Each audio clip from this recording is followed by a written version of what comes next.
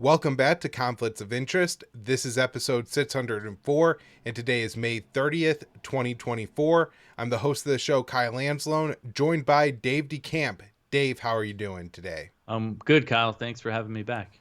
Happy to have you back, Dave. And if anybody is maybe new to the audience and somehow doesn't know who Dave DeCamp is, he is the news editor at antiwar.com. We talk about more of your articles than anybody else on this show, Dave. So everybody should be pretty familiar with your name, certainly with your writing. And you are also the host of the daily show Anti-War News with Dave DeCamp, which you could listen to anywhere. And if you really want to and want to watch the video version, it's up, Rumble, YouTube, anywhere else, Dave? Odysee, too. Okay. All right. Just like this show. So easy for everybody to remember. Mm-hmm. And find everything that me or Dave does at antiwar.com every day of the week. We're posting stuff there. Again, Dave's responsible for most of the new stuff. Let's get into it today, Dave, with one article that you recently wrote. This is a brand new one. Israeli official says Gaza slaughter will continue for at least 7 months. Dave, when I had you on the show today, what I really wanted to ask you is how long will this thing go on and how long will the U.S. support it? So it seems like maybe this article will start to give us some insight into the answer to that question. Yeah, so this is the Israeli National Security Advisor, the head of the National Security Council. Henegbi is his last name. And he has said similar things before. You know, I believe he's previously said that the war is going to last into 2025, and that's what 7 months brings us into 2025, the next year. And I do think that this is what Netanyahu is thinking, is that this thing's going to go on. I think really he probably wants to get through the Biden administration, even though Biden has basically given him everything he wants. There has been some pushback when it comes to the aid and everything, even though right now, I mean, barely any aid has been getting in Gaza since they captured the Rafah crossing. But I think, you see how the Republicans are presenting themselves as we're coming up to election season, and that is as the pro-Israel party, the staunchly, no matter what, the super pro-Israel party, really. And that's kind of what they're going to be running on. And I think that's what Trump is going to be running on. Just the other day, he said he was going to crush the pro-Palestine protests and deport students and everything. And you see Nikki Haley was just over in Israel signing a artillery shell, really despicable thing to do after they just slaughtered all these civilians in Rafah. And, according to Trump, she's probably going to have a spot in his administration. So I think that that's definitely factored in to Netanyahu's thinking, is that, okay, once a Republican comes in, I can do whatever I want. So, yeah, I think, it's tough to imagine this thing continuing for that long, but it was tough to imagine, it's been almost 8 months now. It was tough to imagine 7 months ago that this would still be happening. So I think, unfortunately, I think it's clear Biden's not going to make any major changes.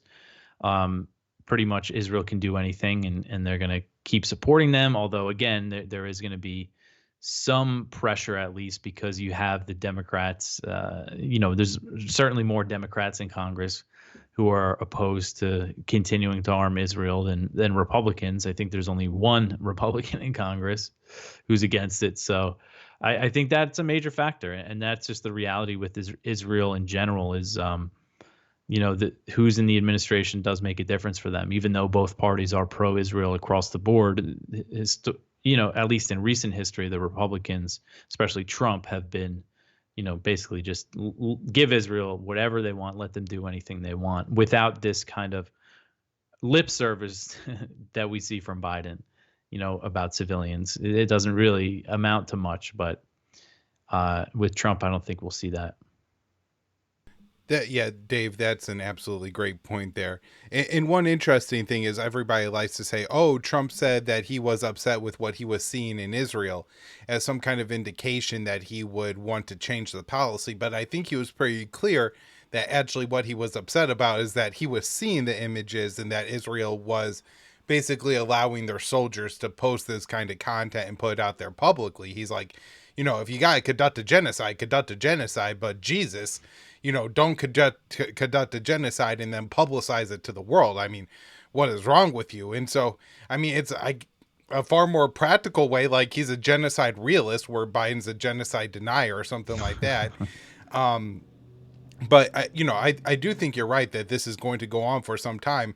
And for the Israelis, I really am concerned that there has to be a political calculation right now in Tel Aviv that their support in Washington, this will probably be the high water mark. Right now, you have three major political candidates, and they all vie for being the most pro-Israeli. Not a single one of them is even recommending that this thing end, right? Not one of them is calling for a ceasefire. Like RFK Jr. could be out there saying, hey, we need to end this thing. Look, I'll still give Israel weapons in the future. They'll get their $3.8 billion a year. But Jesus, like, let's cut this thing off right now. Like, there's not a candidate supporting that. The Israeli supporters tend to be older Americans who are going to start dying off. Younger Americans are less supportive of Israel. And some of them, I think are really serious about making it a priority as well. It's not just some issue that they lean one way or the other on, but as we can see, they're out at the campus protest right now. And many of them are afraid that they're ruining their fiscal futures, the future career, because they're going to be smeared and condemned by the Israeli lobby when they, publicize their picture everywhere and stuff like that. So, man, I don't know. This could drag on and on and on because, as well as having the effect of working to cleanse the Gaza Strip, which I think Israel wants to do, it's also giving great cover for what's happening in the West Bank, where, I mean, Israel has been taking a lot of territory, expanding a lot of settlements, killing a lot of Palestinians, destroying a lot of Palestinian homes, all without almost any media coverage, Dave. So, I mean, do you think this continues to drag on as it is in the West Bank as well? Yeah, I mean, the settlers are certainly emboldened right now due to the fact that most of the attention is on Gaza, and because of the government is encouraging the settlement expansion. So yeah, I would expect that to continue. There's been over 500 Palestinians killed in the West Bank since October, which is a big number. That would be all the news would be about if that was happening independently, of anything in Gaza.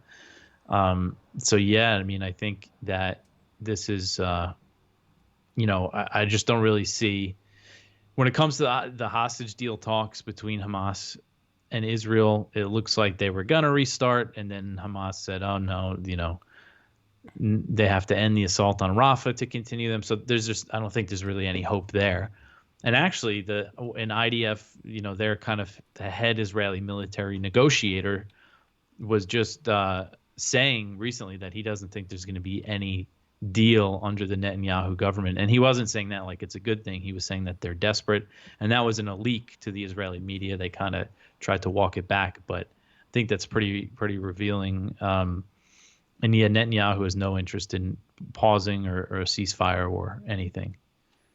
Yeah, and I'll just mention here, we talked about this article, I think, last week, that Israel was allowing settlers to return to West Bank settlements that were evacuated in the 2005 disengagement. Again, you had written this for antiwar.com about a week ago. So, Dave, I also wanted to ask you here about the pier, because this thing has apparently completely broken apart. And I know that in your job before being the news editor at antiwar.com, you were working in the maritime industry, so you might have a little bit more insight into this than myself. But when I saw the initial pictures of this pier, I thought there's no way this is going to hold up in a sea. It was, didn't appear to have a whole lot of bracing holding it together. It just seemed to be floating barges holding together about the size of a 2-lane road. I was also terrified for the truck drivers. I have to imagine in any amount of waves, it would be pretty easy to knock one of these trucks right off the side of this pier. And, well, apparently I was right, because this thing has broken apart. You had this article from May 28th at antiwar.com. So were you surprised at what happened here? I mean, no, it's really, the whole thing is just such an embarrassment, because, I mean, they're saying it costs $320 million to build basically a floating dock. And I mean, I would see the pictures too and be like, that's got to just be like a small part of it, right? But then you see the whole picture, and yeah, it doesn't look like much. And what's interesting, I mentioned in there that I didn't see before it broke apart was CNN reported that the pier could only be safely operated, according to the U.S. military, in 3-foot seas and up to 15-mile-per-hour winds, which, like, that's a rough day in New York Harbor where I used to work, but that's not a rough day in the Eastern Mediterranean. Like, that's really nothing. 15-mile-per-hour winds. I mean, that's really not very high. And I know it was delayed because of the seas, and then you had the story you covered. There were some vessels supporting the pier that broke off their moorings, and you had a few U.S. troops who were injured. They didn't say why, but I would guess it was something to do with the seas that they had to deal with. So yeah, I mean, it just doesn't seem like there was any real thought put into this plan at all. And they're saying that they should get it up and running again within a week, but I doubt it. I mean, if you look at the pictures, the thing like totally broke apart, and a lot of it ended up on the beach. And I don't know. I don't know if they're ever gonna really get this thing back up and running. I mean, there's got to be people within the military saying this is just a complete waste. Like we gotta stop this. I mean, and besides it just being completely inefficient and so expensive, there's also the risk of escalation. You're putting these troops right on the coast of Gaza. Just the whole thing is completely insane. And even the premise of it is, we got to get more aid into Israel. Let's not pressure Israel to open more border crossings. Let's build this pier that's not even going to work. Yeah, no, I think it's absolutely wild that they're going to try to, I guess, refloat this thing and get it back put together. It seems like it would need a significant, engineering overhaul, right? Because if it's going to fall apart every time the winds are over 15 miles an hour, then it's never going to hold apart for more than 7 days. And in fact, it's, probably going to increasingly get more and more flimsy as all the joints are constantly stretched and everything by even the common waves that are less than 3 feet high. So it seems like a terrible idea. And the story about those ships breaking loose, I thought was kind of crazy. Now, it seems fortunately all those ships ended up somewhere on the coastline in Israel. But what if, one of these ships full of U.S. troops ended up washing ashore somewhere in Gaza, where Palestinians were at, or, near the beach or something like that? I mean, this could turn to a catastrophic situation fairly quickly. And you're saying that they're going to just try to put this thing together and do it again, Dave? I mean, what do you think really is the point of this pier? It can't be to deliver aid, right? They got 41 trucks across or something in 10 days before it completely broke apart. Spending hundreds of millions of dollars for a few trucks of aid can't be worth it. It's more efficient to actually do the airdrops than to do this, it seems like. So what could possibly be the reason that they're actually trying to put this thing back together? Well, I know, some people suspect that it could be more of a nefarious plan that they have here with the pier, because they can't get Egypt to, take in the Palestinian refugees. Maybe they can deport them through the sea, through this pier. And apparently, according to one Israeli reporter, this is the only haven't really seen this anywhere else, but apparently Netanyahu floated that idea of sending the Palestinians out through this pier. So I think that's possible. Some people suspect it has something to do with the gas reserves off the coast. But I also don't think we should discount the idea that it's just incompetence and just, stupidity from the government. Apparently there was something in the New York Times today that said the military was surprised by this plan. Like, it wasn't even recommended or anything by the military. Wow. So yeah, it's just well, that way I guess explain a little bit, because you would assume that this was something brought from the military to the White House as, sir, we have a potential solution to help facilitate bringing aid into Gaza that doesn't involve putting American boots on the ground. I mean, they will be technically standing in shallow water, right? Or in very shallow water, but, we'll make sure it's at high tide if we're too close to the beach or something like that, right? Oh, and I just remembered. So this actually initially was Netanyahu's idea. Mhm. Apparently, he was the first one to propose it. He proposed it to Cyprus. So yeah, keep that in mind. That does definitely make me, maybe lean towards it having a more nefarious purpose than getting aid in. Because if Netanyahu cared about getting aid in, there's much easier ways to do it when you control the entire Gaza border.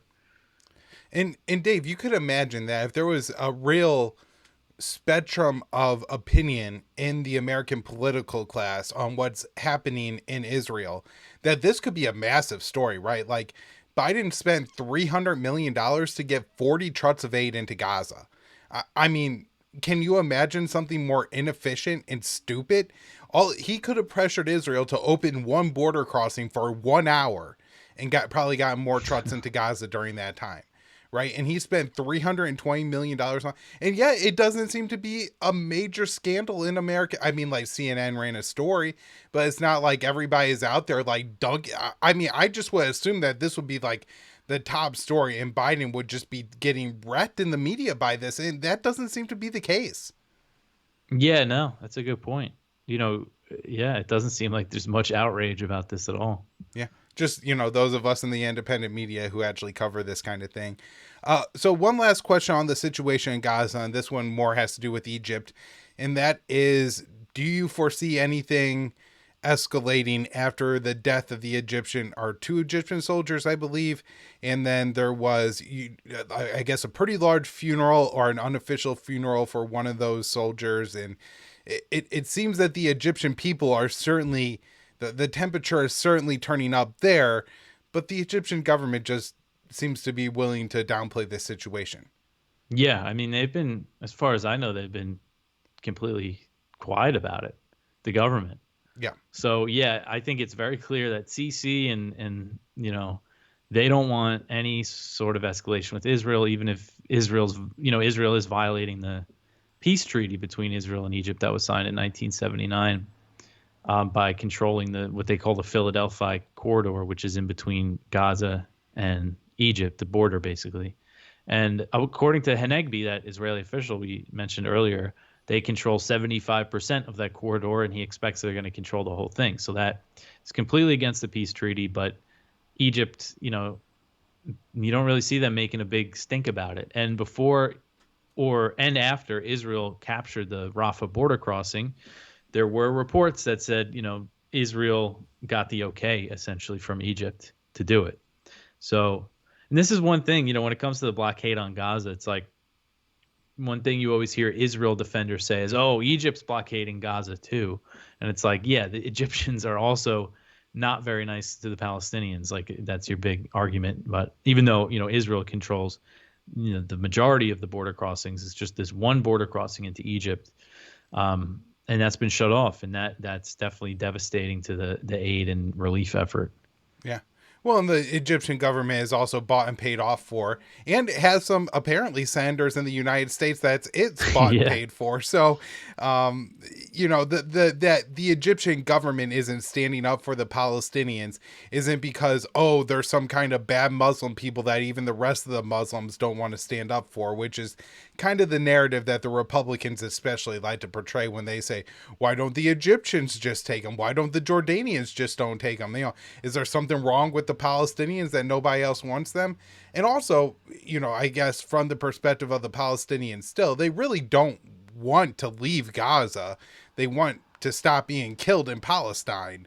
Mm-hmm. And so, it's not necessarily that the Egyptian government would be bending to the will of the Palestinian people to just let them become Egyptian citizens, even if Egypt was willing to do that. Dave, I want to ask you about the situation in Ukraine where, again, seems like things that should be major headline news that we should be talking about all the time. France potentially sending trainers to Ukraine, pressure in the White House to get the U.S. to get the U.S. to allow Ukraine to be able to use U.S. weapons to attack Russian targets. I mean, these are major escalations we're talking about. Really, it seems we are really getting close to the brink of World War III here. And Doesn't seem like there's really any dissent to this. So, I mean, what the hell is going on? And do you see any off ramp here, or is this just a straight path to escalation? Yeah, I mean, it seems, you had Sirski, the Ukrainian commander in chief, just say the other day that France is going to send troops to train Ukrainian soldiers inside Ukraine. And yeah, that should be a huge story, but it didn't seem like it got much attention. Now, one important point is the fact that there are already some NATO soldiers in Ukraine. We don't really know the full scale of it or how many. The Discord leaks, when they came out in March 2023, it said there was about 97. But that's, unofficial and kind of secretive. We know that there's British soldiers on the ground too, but this does seem to be a different level. This is certainly an open, public deployment of NATO troops to Ukraine, even for training, would be a huge escalation, and they would potentially be targeted by Russia. And France is going ahead. It looks like France is going ahead with it. No idea on a timeline or if it's like something that's going to happen very soon. But I know Estonia and Lithuania, they're also saying they're ready to send trainers to Ukraine. One thing that Estonia was talking about was sending troops to Western Ukraine to relieve Ukrainian soldiers who are, from their jobs there, so they can go fight on the front. And that's like kind of another level, because there you have them basically, doing the job of the Ukrainian military. So yeah, it's really crazy that we're at this point. I mean, I don't really understand what's happening. What are they thinking? Like, do they really want war with Russia? Does Macron really want that? It's hard to believe. I think right now with Putin, you wrote up the other day, there was that Reuters story that said he's willing to freeze the lines right now and wants negotiations. And I saw the Kremlin was asked about that, and they didn't deny it really. All they said something like, "Oh, well, it doesn't matter because Ukraine doesn't want to negotiate." So I think that Putin is definitely, willing to do something like that. But yeah, we keep seeing these escalations, and now they want to use the long range U.S. missiles to strike Russian territory, and it seems like it's just a matter of time before they sign off on that. So yeah, what will Russia do? I think there's a real possibility that, we know that there's British soldiers in Ukraine helping them fire the Storm Shadow missiles, and I'm sure Russia knows where they are. I wouldn't be surprised if we see Russia hit them or something like that. Now the question is, if that happens, is that going to be publicized, or would it just be would the UK try to hide that? I think that's a big question.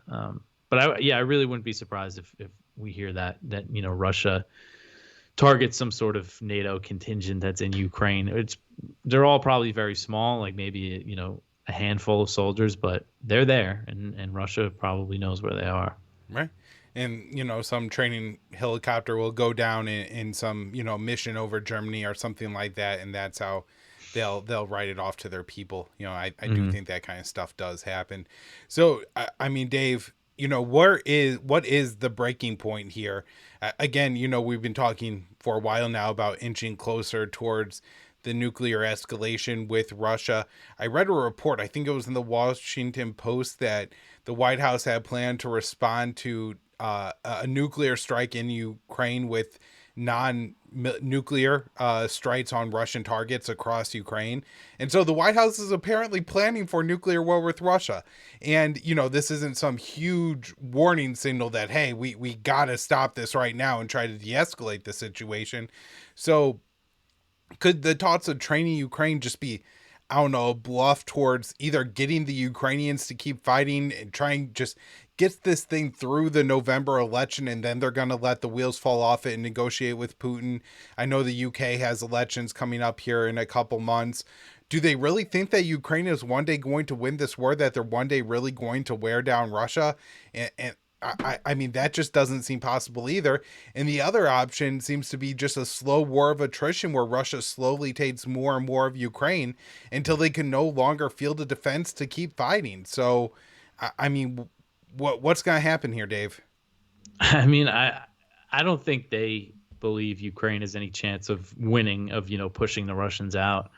Um, I think they just want to keep it going. I mean, obviously, right now they want to keep it going through November. They're not going to negotiate with Russia before the election because this is, Biden's war, and that's definitely factored into Putin's calculations too about, a potential response to these escalations.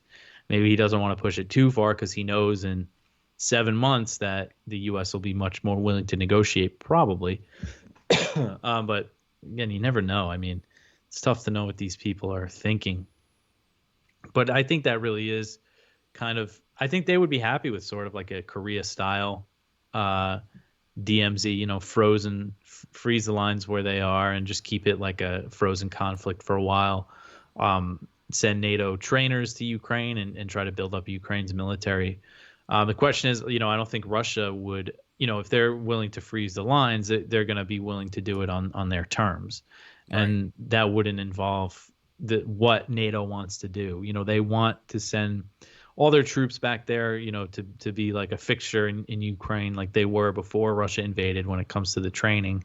And they want to just continue arming Ukraine, giving them billions in military aid each year and helping them build up their, military industrial complex. That's the long-term plan. But Russia, I don't think is going to go for that to freeze the current lines. I think they're going to need some concessions from NATO.